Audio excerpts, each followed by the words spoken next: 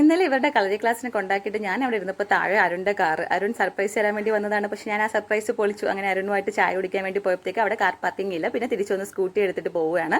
നമ്മുടെ മന്നം ഹോട്ടലിലേക്കാണ് പോയിട്ടുണ്ടായിരുന്നത്. അവിടെ ചെന്ന് ഓർഡറിംഗ് ഒക്കെ കഴിഞ്ഞ് ചായ ഓർഡർ ചെയ്തപ്പോഴത്തേക്ക് പാൽ ചായ ഇല്ല, കട്ടൻ ചായ മാത്രമേ ഉള്ളൂ. പിന്നെ നമുക്ക് എന്ത് പാൽ ചായ കട്ടൻ ചായ. അങ്ങനെ ഞാൻ കട്ടൻ ചായ വാങ്ങി കുടിച്ചു. അരുൺ 2 ചായ വരുന്ന വഴിക്ക് കുടിച്ചുകൊണ്ട് ചായ വേണ്ടാന്നാണ് പറഞ്ഞത്.